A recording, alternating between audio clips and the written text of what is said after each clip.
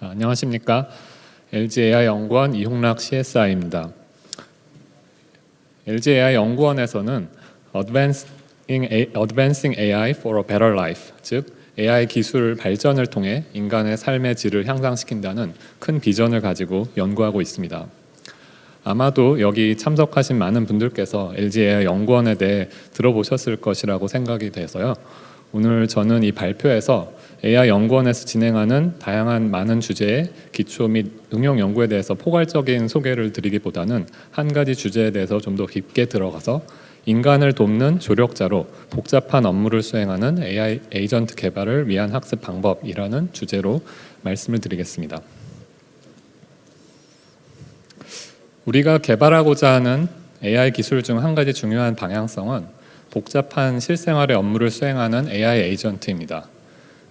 최근 딥러닝 기반의 방법들이 컴퓨터 비전, 음성 인식, 자연어 처리, 로봇 제어 등의 큰 성과를 보이고 있습니다.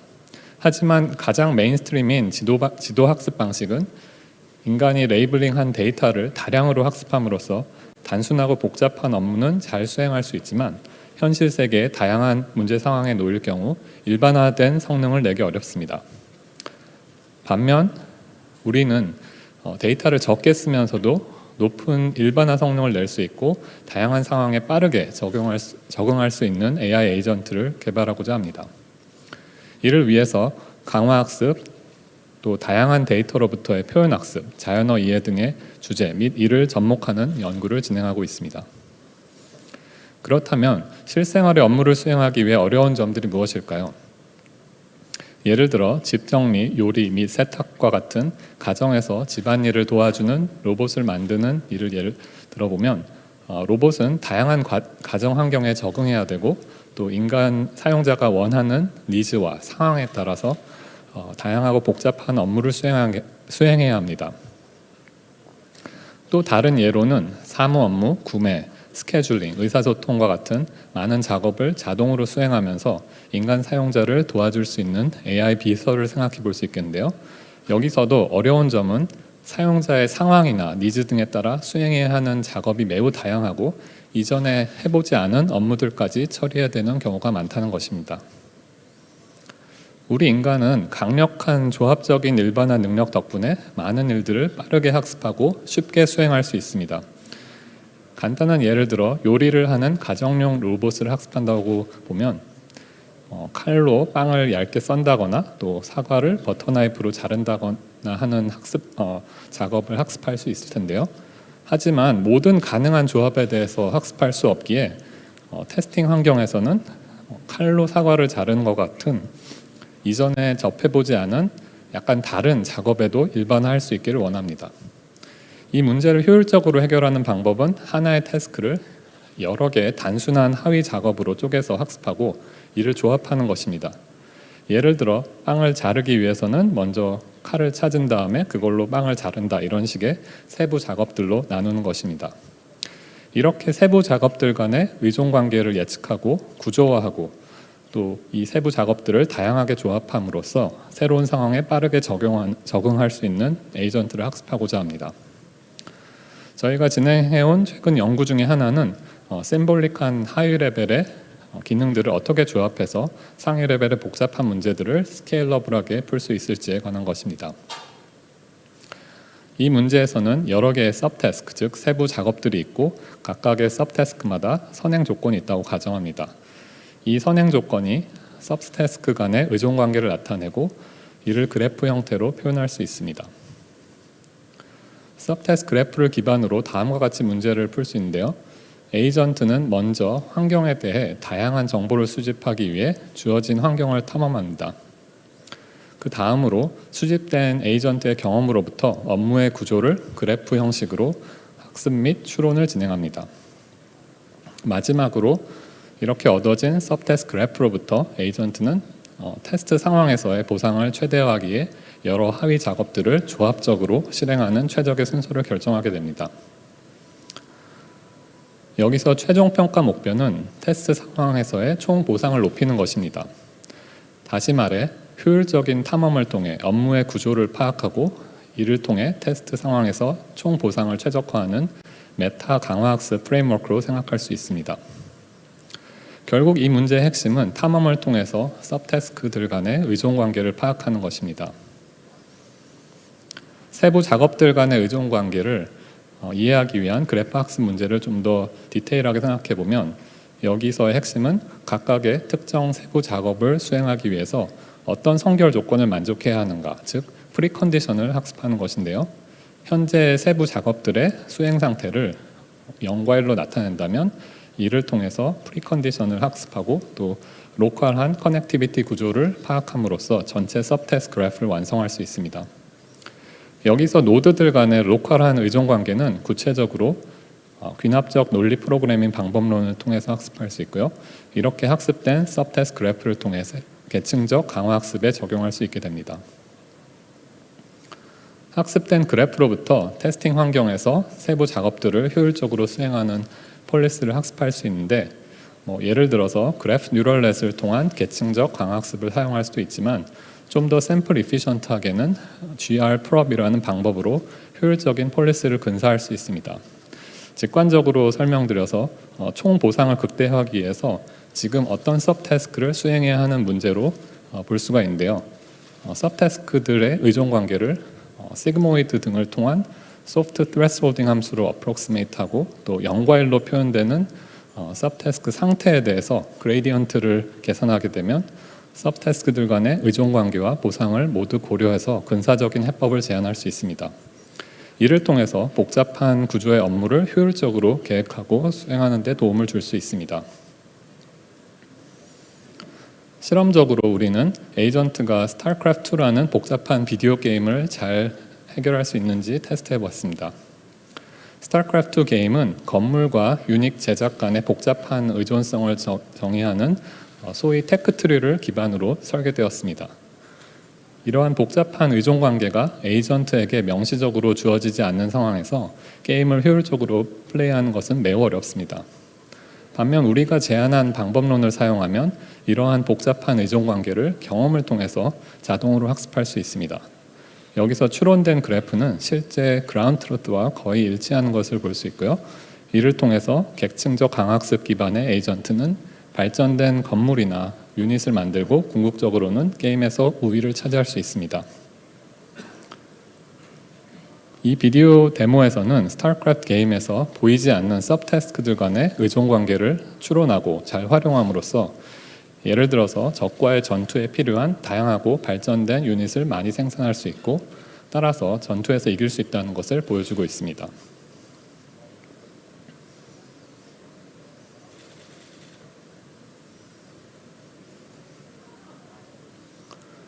이제 MSGI 프레임워크를 더 스케일업하기 위한 몇 가지 이슈에 대해 생각해 보겠습니다.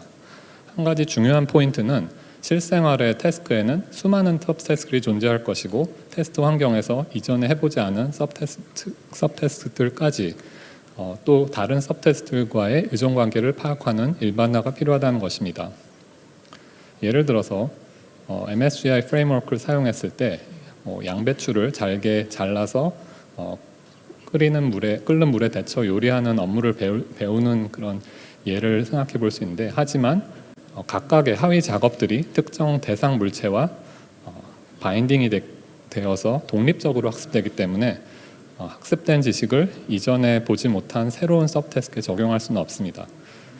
예를 들어서 당근을 물에 데치는 요리를 테스트 업무로 하려고 할 때 당근을 물에 데치는 세부 작업과 양배추를 물에 데치는 작업이 서로 관련이 없는 서브태스크로 취급되기 때문에 일반화가 되지 않는 것입니다. 그러나 물론 인간은 이렇게 관련된 하위 작업들의 전제 조건과 효과를 효율적으로 일반화할 수 있습니다. 비슷한 형식으로 일반화 능력을 달성하기 위해서 우리는 서브태스크들을 파라메터라이즈, 즉 매개 변수화함으로써 관련된 서브태스크들 간의 지식을 공유할 수 있습니다. 직관적으로 말씀드리면 우리는 여기서 세부 작업들을 수행하기 위한 전제 조건과 또 이것들을 수행하고 나서의 효과를 학습하기 위해 작업의 종류와 대상 물체를 나타내는 매개 변수인 x, y 등을 포함한 함수로 나타내는 것입니다. 하지만 여기서 어려운 점은 매개 변수화된 전제 조건 및 효과의 비선형성에서 비롯됩니다. 예를 들어서 에이전트는 학습 경험에서 양배추를 요리하는 방법을 배울 수 있을 텐데, 그러나 계란 후라이 요리를 위한 새로운 하위 작업의 경우 전제 조건은 비슷하지만 또 다릅니다.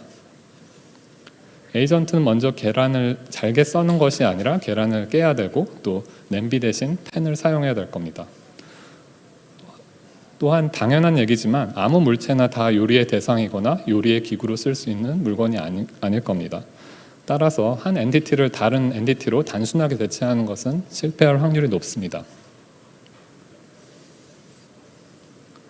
우리는 이러한 비선형성 문제를 사물의 속성 혹은 애트리뷰트라는 개념을 도입해서 해결할 수가 있는데요.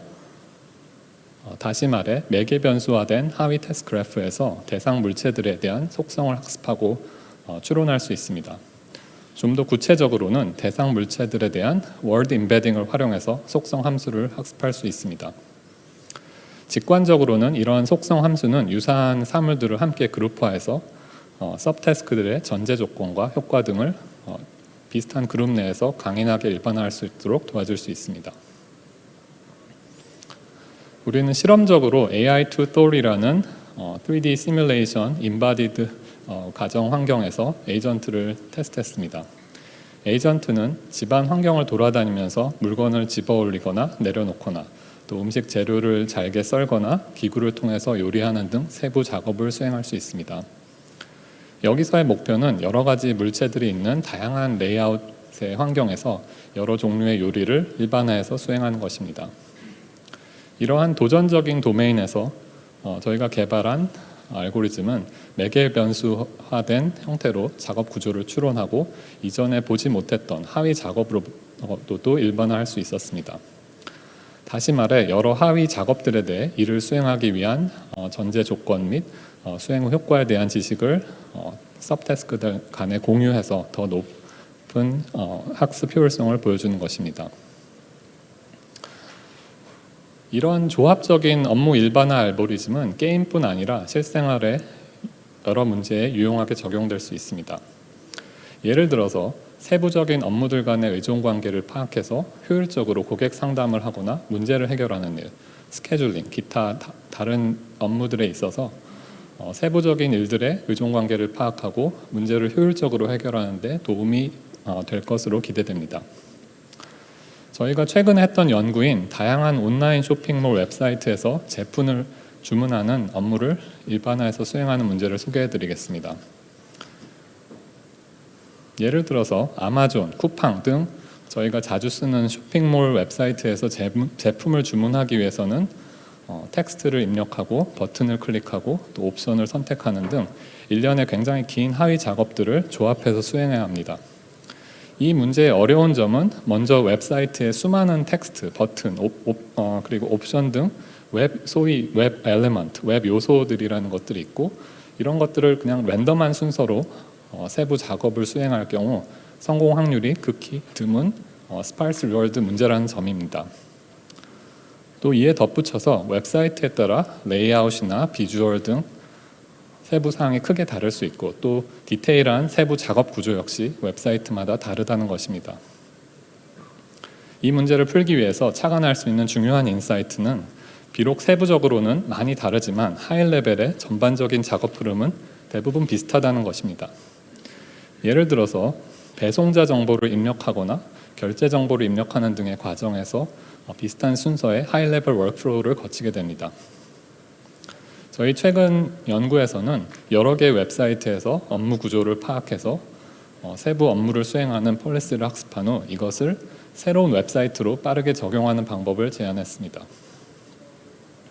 좀 더 자세히 설명드리겠습니다. 웹 탐색을 할 때 각 웹 요소들에 대한 하위 작업이 정의되면 서브태스크 그래프는 각 웹 요소 간의 의존 관계로 나타낼 수 있습니다. 예를 들어서 체크아웃 프로세스를 할 때 배송지를 입력하는 과정을 생각해 볼 수 있는데요. 고객의 이름이나 주소, 연락처 등의 정보를 입력한 후 다음 이런 버튼을 눌러서 확인해야 하는 등의 의존 관계가 있습니다. 그래서 이런 관계는 중간 그림에서 보시는 것과 같이 그래프 형태로 표현할 수가 있고요. 특히 우리는 이전에 접해보지 못했던 웹사이트에도 이러한 지식을 공유해서 문제를 효율적으로 풀기를 원합니다. 예를 들어서 다른 웹사이트, 즉 가령 애플 쇼핑몰을 보시게 되면 여기서도 비록 디테일하게는 다르지만 유사한 그런 상위 레벨의 관계가 있음을 알 수 있습니다. 여기서 사용자는 버튼을 클릭하기 전에 주소를 지정해야 하는 것입니다. 따라서 이런 하이 레벨의 작업 구조는 서로 다른 웹사이트 간에 전이될 수 있는 것입니다. 저희가 제안한 메타 학습 과정에서는 관련된 학습 환경의 각각에 대해서 개별적으로 서브테스트 그래프를 먼저 학습을 하고요. 그래서 학습된 웹사이트의 작업에 대해서 에이전트는 이 학습된 그래프를 기반으로 시뮬레이션으로 에피소드를 롤아웃합니다. 그리고 관련된 환경들에서 롤아웃된 에피소드 데이터를 종합해서 새로운 서브테스트 그래프를 학습하고 또 프라이어 셋으로 저장합니다. 메타 테스팅 상황에서는 학습된 사전 롤아웃 정보가 테스팅 환경에서 선언적인 정보로 이용되는데요. 좀 더 자세히 설명드리자면 어댑테이션 폴리시, 즉 기존의 선언적인 데이터를 바탕으로 새로운 웹사이트에서 빠르게 시도하는 그런 폴리시를 말하는데 방금 말씀드렸던 프라이어 에피소드를 이용해서 샘플링을 해서 그것으로 어떤 작업들을 먼저 할지를 결정하는 것입니다. 직관적으로 말씀드리자면 이전에 학습된 환경에서 성공적인 에피소드들로부터 비슷한 세부 작업들을 어떤 것이 있는지 알 수 있고 그것들을 먼저 트라이 해보는 그런 방식이라고 볼 수 있을 것 같습니다. 이를 통해서 에이전트가 보다 효율적으로 학습하는 데 도움을 줄 수 있습니다. 그 다음으로는 아까 말씀드렸던 ILP를 통해 어댑테이션 폴리시를 이렇게 얻어진 테스팅 환경 내에서의 에피소드 데이터로부터 서브테스트 그래프를 추론할 수 있고요. 또 이외 자세한 사항은 해당 논문을 참조하시기 바랍니다. 실험 결과를 보여드리자면 저희는 가상적인 웹 탐색 환경인 심워비라는 웹사이트를 구현했습니다.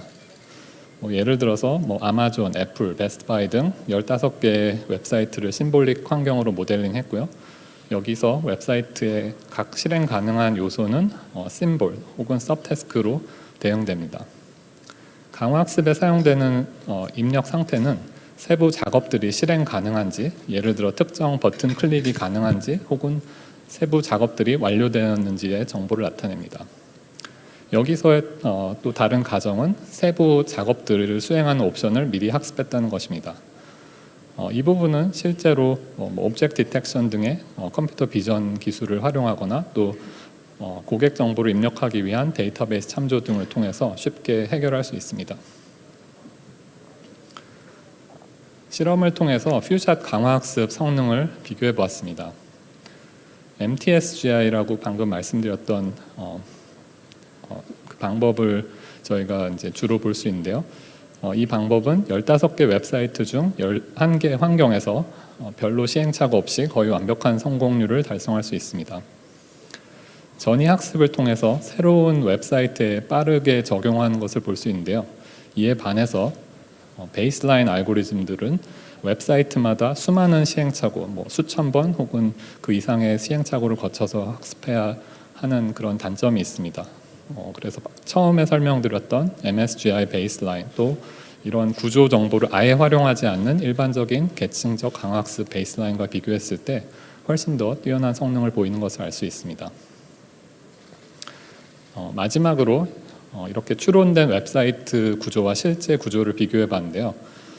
한계 엣지를 제외하고는 복잡한 웹사이트 구조를 정확하게 추론하는 것을 볼 수 있습니다. 이제까지 조합적인 태스크 일반화를 위한 서브태스크 기반들의 방법들에 대해 설명을 드렸는데요. 마지막으로 자연어를 사용해 조합적인 문제를 푸는 방법에 대해 소개해드리겠습니다. 다시 말해서 언어로 표현된 복잡한 업무를 수행하는 에이전트를 학습하는 것이 여기서의 목표입니다. 언어는 인간과 AI 에이전트가 상호작용하는 자연스러운 인터페이스이고 또 사용자가 원하는 작업을 지정하기 위한 유연한 매개체를 제공합니다. 예를 들어서 내 일정을 확인하고 이번 금요일 뉴욕 비행기 예약해 주세요. 뭐 이런 복잡한 언어 쿼리를 이해하고 실행할 수 있는 AI 비서를 상상해 보실 수 있겠는데요. 언어적 정보를 활용하게 되면 텍스트로 표현된 지침, 또 매뉴얼을 참조하거나 또 현재 상황, 업무 등에 대한 설명 등 다양한 형태로 입력이 가능합니다. 이렇게 텍스트를 기반으로 성공적으로 학습할 수 있는 에이전트는 학습할 때의 경험으로부터 이전에 접하지 않은 새로운 도메인 또 새로운 환경으로 쉽게 일반화할 수 있을 것으로 기대됩니다. 또 이건 특히 최근 언어 모델의 발전을 고려했을 때 굉장히 흥미로운데요.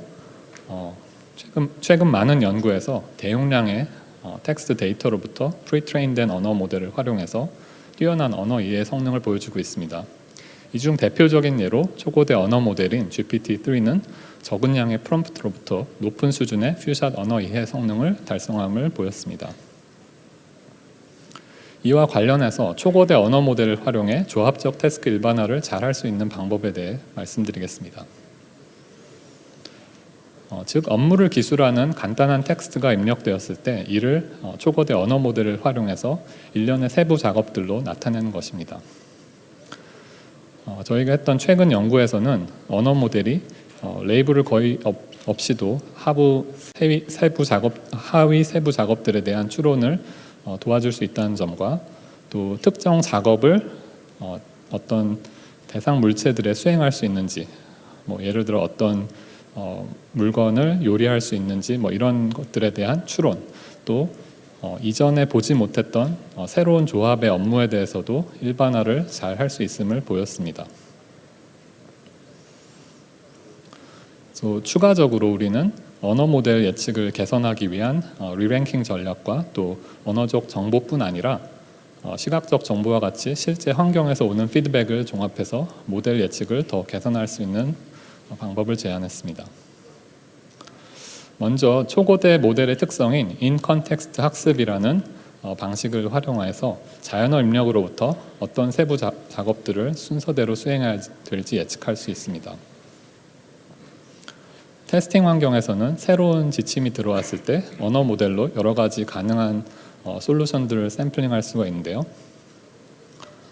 하지만 여기서 언어 모델의 생성 결과를 단순히 그대로 가져다 쓰기에는 문제가 있습니다. 최근에 언어 모델 연구에서 알려진 바와 같이 이 초고대 언어 모델은 생성 결과의 확률이 언어적 워딩 혹은 또 문장 길이와 같은 요인에 의해서 혼동이 될 수 있습니다. 또 이는 언어 모델에서 나오는 확률 값이 아직 제대로 보정이 되어 있지 않다는 점과도 일맥상통합니다. 이 문제를 해결하기 위해 입력으로 들어온 쿼리와 서브콜 시퀀스 사이에 뮤추얼 인포메이션, 즉 상호 정보량을 사용해서 리랭킹을 하는 방법을 생각할 수 있습니다. 직관적으로 말씀드리면 쿼리를 조건으로 이 쿼리에 대한 아웃풋이 특정 서브콜 시퀀스가 나오는 조건부 확률이 얼마일지와 함께 또 반대 방향으로 서브콜 시퀀스가 조건으로 들어왔을 때 그 주어진 쿼리의 확률이 얼마일지 같이 고려하는 방식입니다. 그래서 여기 람다를 바꾸게 되면 여러 가지 스펙트럼으로 이 값들을 조합할 수 있습니다. 실험적으로 이렇게 상호 정보량을 사용하는 것이 단순히 한쪽 방향의 조건부 확률을 사용하는 것보다 서브콜 시퀀스를 추론하는 문제를 더 잘 해결할 수 있고 또 더 나아가서는 소타 수준의 모델인 T5XL 모델을 파인 튜닝한 것과 비슷한 수준의 퓨샷 성능을 달성하는 것을 볼 수 있습니다. 여기에 추가적으로 한 가지 중요한 문제를 해결해야 되는 게 있는데요. 바로 환경에서 주어지는 시각이나 다른 센서 등의 피드백을 활용해야 한다는 점입니다. 이렇게 환경적인 피드백을 사용하면 상황에 맞게 서브콜을 더 잘 예측할 수 있습니다. 예를 들어서 에이전트가 현재 있는 환경에서 어떤 물건들이 있는지 또 어떤 작업들을 수행할 수 있는지에 대한 정보를 암시적으로 제공받을 수 있기 때문입니다. 그래서 계층적인 강화학습 관점에서 생각해보면 상위 레벨의 폴리시가 수행할 서브콜을 정하고 그것을 하위 레벨 서브콜 폴리시로 수행한 후 그 결과를 다시 환경으로부터 피드백 받아서 다음 스텝에 상위 레벨 폴리시에 반영하고 이것들을 순차적으로 결성해 나가는 것입니다. 하지만 여기서의 문제는 이런 계획들이 항상 성공하는 것이 아니라는 것입니다. 그래서 이를 해결하기 위해서는 주어진 지침 혹은 인스트럭션과 서브골 시퀀스 그리고 또 환경으로부터 주어지는 피드백을 종합해서 다음 서브골을 리랭킹하는 모델을 학습할 수가 있습니다. 그래서 이렇게 학습된 리랭커를 통해서 계속적으로 서브골의 순위를 재조정할 수가 있고요. 예를 들어서 사과 조각을 데워서 선반이 있는 흰색 테이블로 옮겨 이런 지침이 있을 때 여기서 테이블의 의미가 책꽂이가 있는 책상 같은 것을 의미하는 것인지 혹은 음식을 놓을 수 있는 식탁을 의미하는 것인지 좀 애매한 면이 있습니다. 여기서 에이전트가 주어진 환경에서 책꽂이 같은 선반이 아니라 흰색 식탁 테이블을 발견했다면 비록 원래 생성 모델의 확률 값이 가설에 대해 조금 낮더라도 리랭킹을 통해서 책꽂이 형태의 책상이 아닌 다이닝 테이블에 대한 다이닝 테이블에 데운 사과를 놓을 수 있게 되는 것입니다.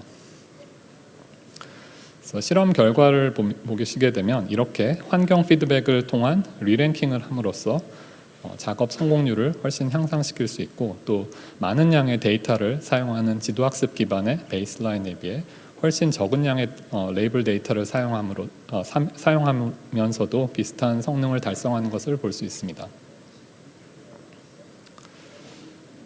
종합하자면 업무의 구조를 파악하는 것이 복잡한 조합적 업무를 일반화하는 데 큰 도움을 줄 수 있는 것을 알 수 있고요. 또 이를 위해서 서브태스크 그래프 기반의 방법론을 제시하고 또 더 큰 규모의 문제를 풀 수 있게 확장하고 또 이전에 보지 못했던 태스크에도 전이학습을 통해 빠르게 적용될 수 있음을 보였습니다. 또 마지막으로는 초거대 언어 모델을 활용해서 문제를 푸는 방식에 대해서도 소개드렸습니다.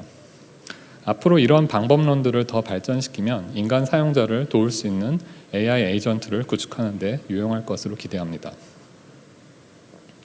현재 진행 중인 연구에서는 조합적 일반화에 대해 더 큰 규모로 실제 데이터에 학습하고 다양한 분야에 유용하게 적용될 수 있도록 하는 데 관심이 있습니다.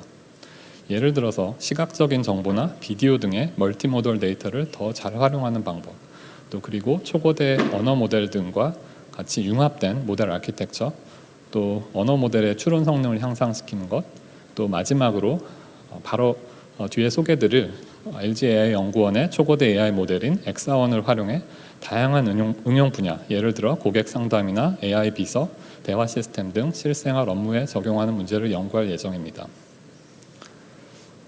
그래서 오늘 소개드렸던 연구와 관련해서 초고대 언어 모델을 기반으로 한 엑사원에 대해 간단히 말씀드리겠습니다.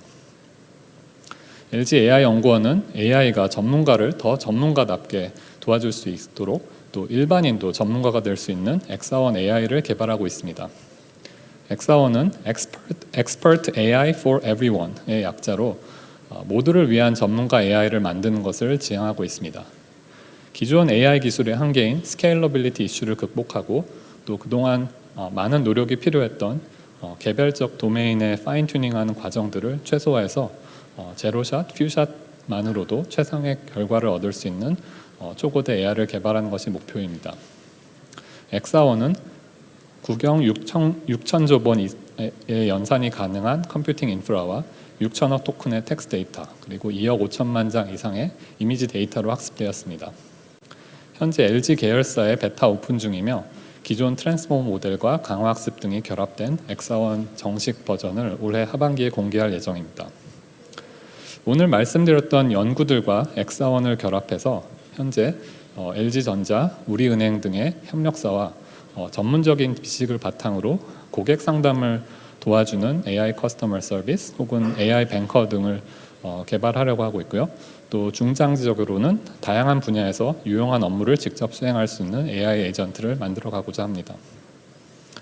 또 AI 연구원에서는 이 밖에도 여러 LG 계열사 및 외부 파트너들과의 엑스퍼트 AI 얼라이언스를 맺고 있고 오늘 소개드렸던 강화학습 관련 이런 업무 수행 방법들 외에도 초거대 AI가 가진 뛰어난 생성 능력 또 인식 기능 등을 활용해 다양한 활용처에 관해 연구하고 있습니다.